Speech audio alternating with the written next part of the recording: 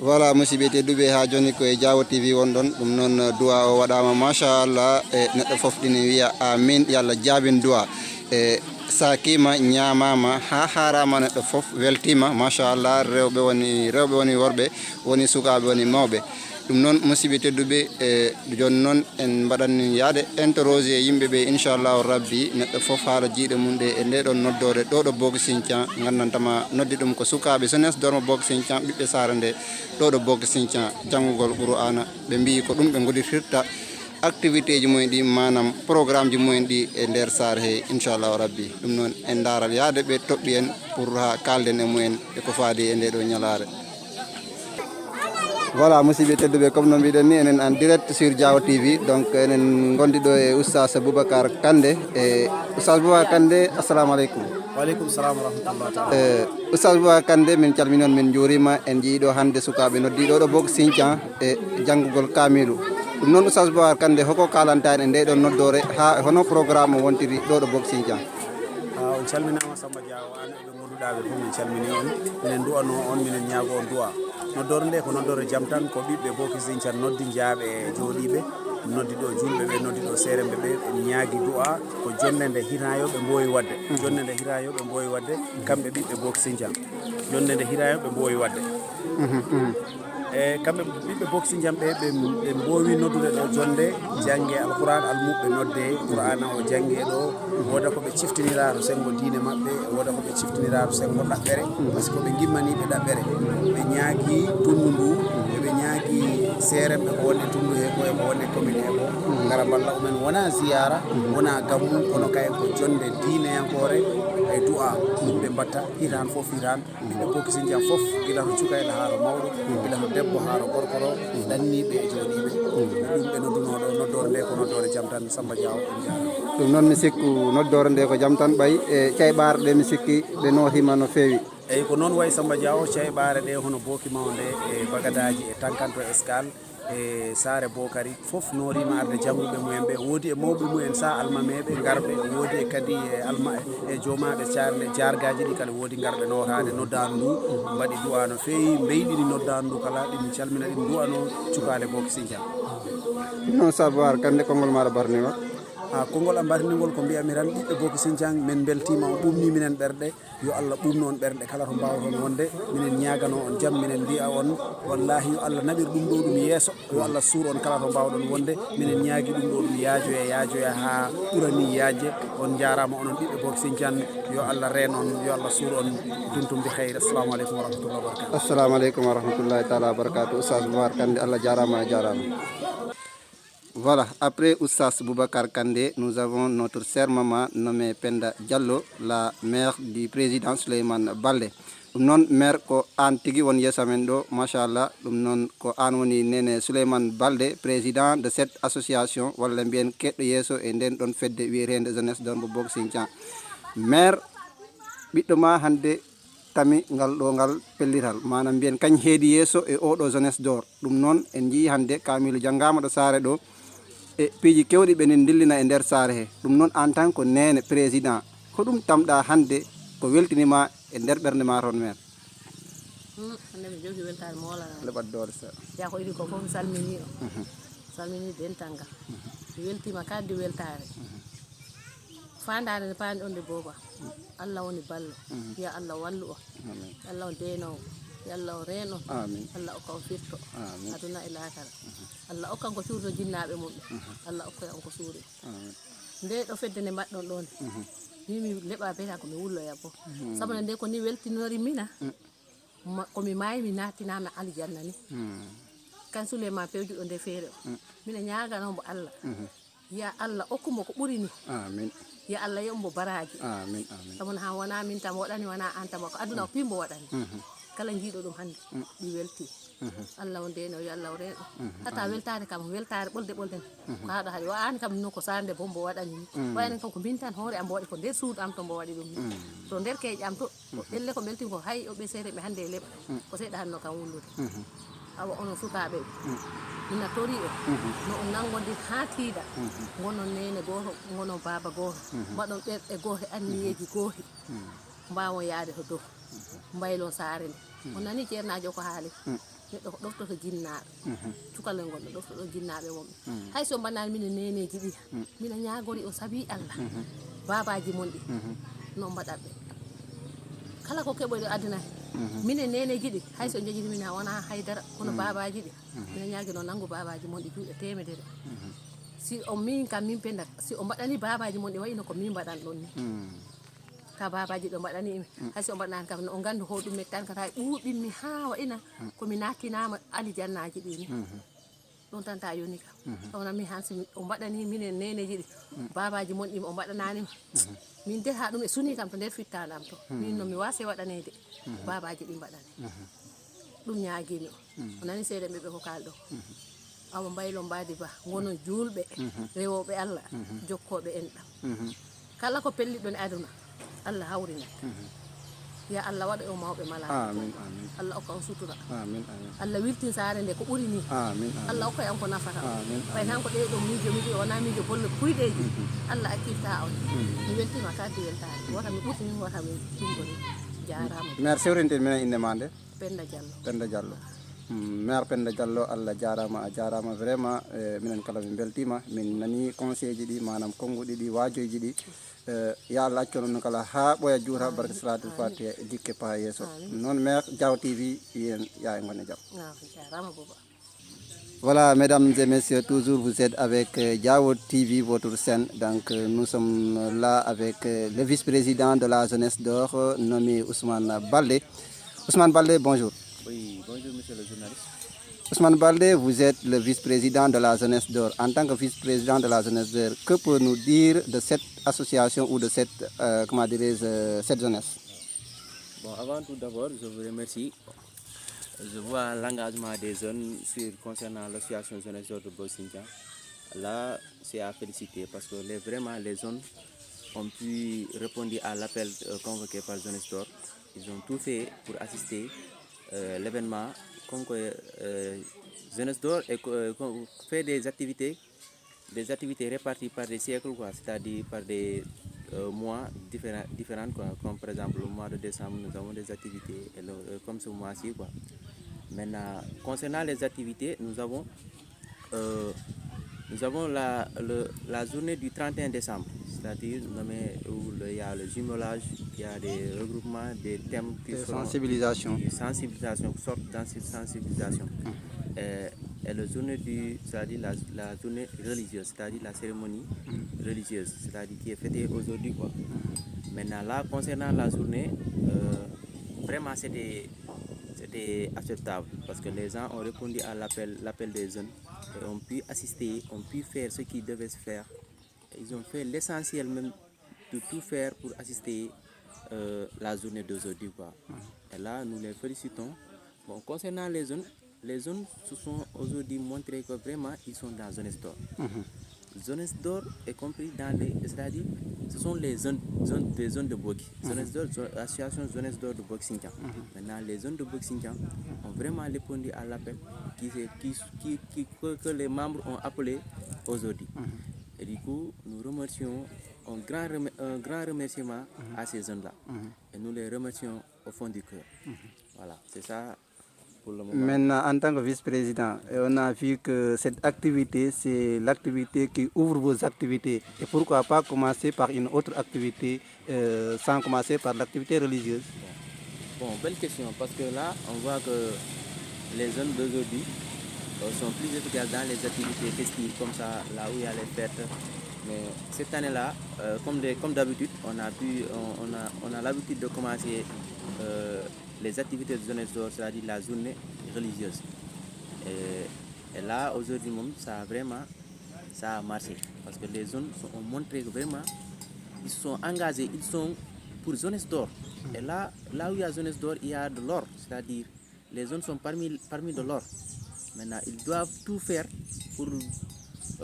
pour assister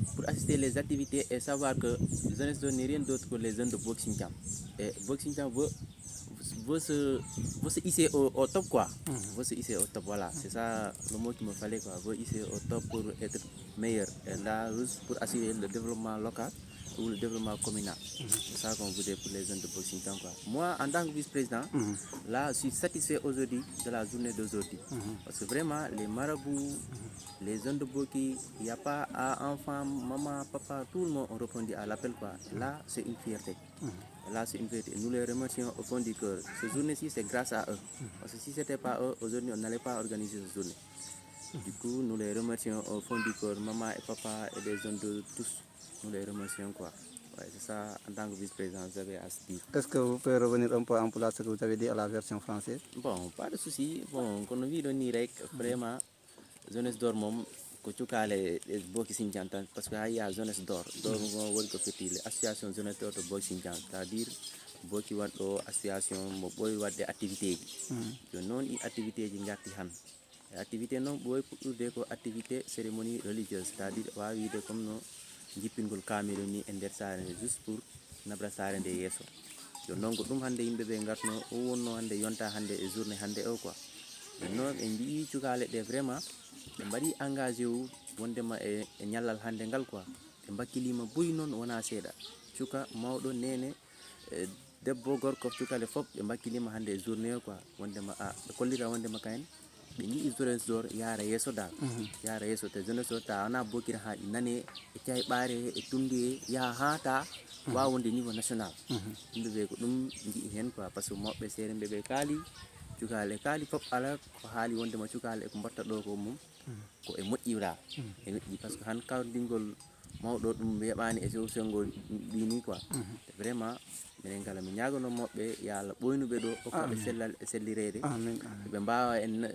tawede ko naf mbawen ɓe naftorde quoi ay ko ɗum neɗɗo ñagoroni moɓɓe. Maintenant pour revenir à la question posée en version française honi comment dirais-je saabu hoɗum addi onon puɗɗora oɗo activité religieuse on puɗɗorani ɗiɗa activité ji par ce que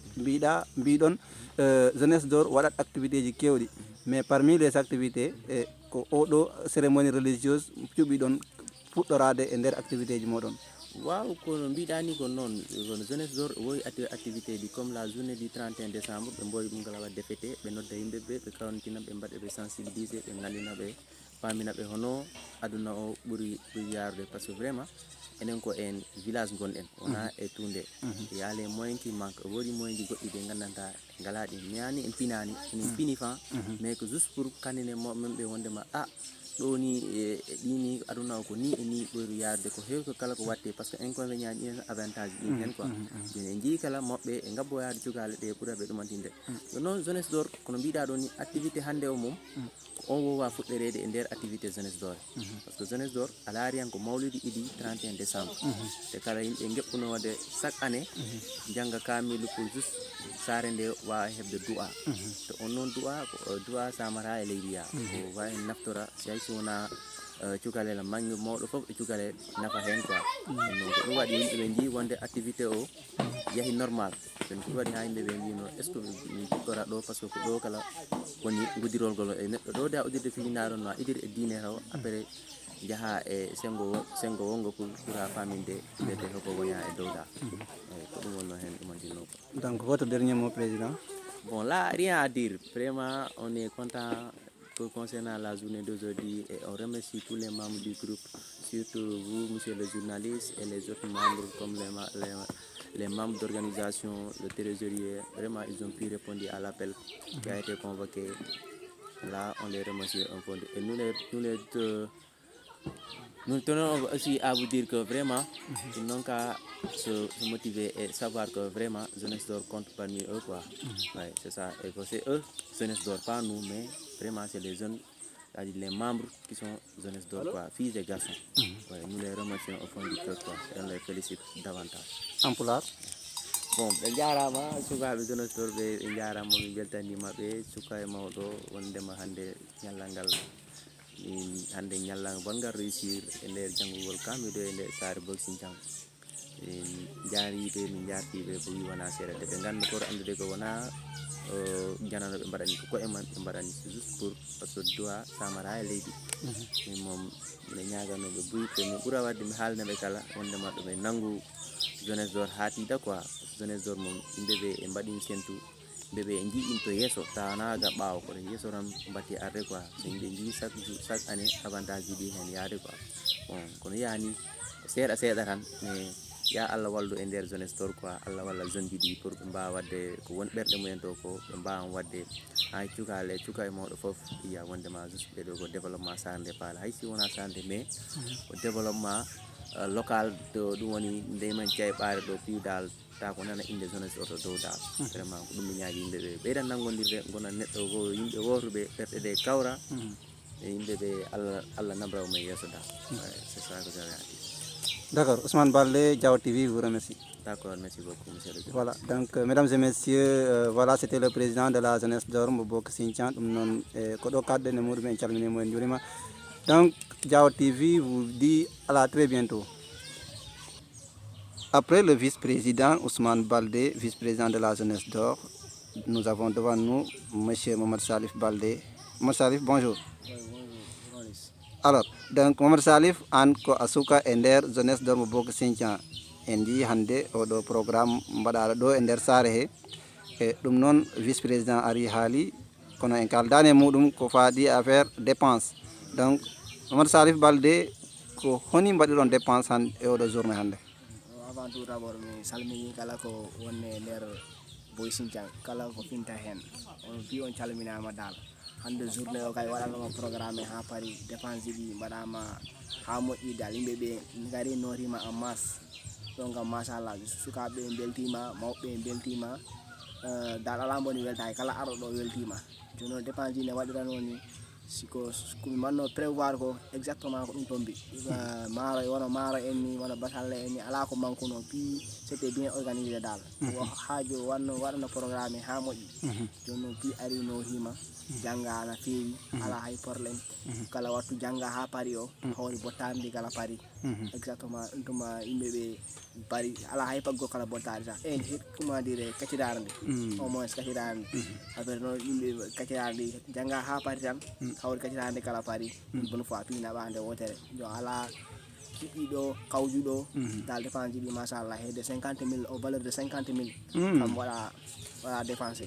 valeur de 50 000 donc kay hana à peu près ko valeur 50 000 waɗa dépensé manam guluuje sappo manam guluuje sappo dal manam guluuje sappo waɗa dépensé nder hande journée hande o ɗum woni janggoru kamil o e nder Boy Sinthian vraiment oɗo activité ka yo Allah ɓoynidinden ɗo yo Allah nabbu yesso inchallah. Maintenant Mohamed Salif comparaison manam activité ji jawtuɗi ha e ɗiɗo activité ji est ce que manam oɗo activité e wawa waɗede comparé e ɗiɗo activité ji? Bon oɗo activité par rapport ɗiɗo activité ji yawrnoɗi oɗo dal oɗo mbawten yide machallah par ce que kala mbo hawrumi ƴamma dal machallah affaire o yeehi normal vraiment yimɓeɓe beltima donc oɗo wataki waɗde comparé hay dula c'est à dire waɗa évoluer manam e ɓeydo voilà e ɓeydo chaque année e ɓeydo seeɗa seeɗa par ce que oɗo kam par rapport ɗiɗa duuɓi par exemple rowani par ce que rowani tardement heeɓino seeɗa manam organisation manque no seeɗa quoi joni noon hande ɗum pi heɓaki donc ɗum pi ko mbaggol nanti évoluer woni mbaggu ɓeydiru yaade yesso rek affaire o kam dal yaari yesso hande kay yimɓe pi beltima ala moni weltaki organisation c'était bien organisé. Mais si est ce que ɗum e continuer ani est ce que dépense moɗon on padani hedde 100 000 francs to yesso? Bon si continuer ani han ya Allah yaw ɓeydu quoi donc ko wiwata ko ya Allah yaw ɓeydu si continuer ni yaha 300 000 walla 300 000 ta ko dépense tan walla yaha ɓuura 300 000 walla 500 000 donc sans dépense ɗon pigo yire alhamdoulillahi dal ta waɗi ngaalu ta yaaji ɗum tuma yaaja yimɓe pigo ɗum paala wonata ko tundu pi arta ɗo ha e dal leydi ndi freng ha pi enen ñaguita ko pi arta ɗo ɗon jour ɗi yama jour mawlidi o pat oɗo miƴere oɗo Boy Sinthian yeɓe kammani wadde activité mantin religieux janggudu kamilu yimɓe pi ɗum tuma ko ɗon miijoro he a ummi ɗum hikka montako kam o wani monino kam kono hikka montako kam ta hombo yo hakkille mum e ɗin hen wallini hen hakkille mum vraiment yo Allah nambru yesso affaire o donc vraiment Samba TV an kala a jarama Diao TV a jarama yo Allah nambru golle ɗe yesso. Amin. D'accord, donc parmi comment dirais l'organisation manam sur le domaine financier est ce que on keɓani hen woɓɓe gandantama ɓeɗen balla on financièrement walla ko onon tan jeunesse o wattani débrouiller pour faire cette activité? Si onon tami woɓɓe han est ce que il est nécessaire de les remercier? ok ɗon kay ɗum Allah jarama donc jeunesse o dal ɓe darima jeunesse ɗo ɗo darima ha ko ɗo haaɗi par ce que yiyama neɗɗo si a fuɗɗanni a kawti fuɗɗo yimɓeɓe gandama hoko a fuɗɗanni tan boppaɗa ɗon a fuɗɗa faala walla da il faut puɗɗoɗa si a fuɗɗima a heɓa nanganoɓe ɗo dal jeunesse ɗo ɗo jinganama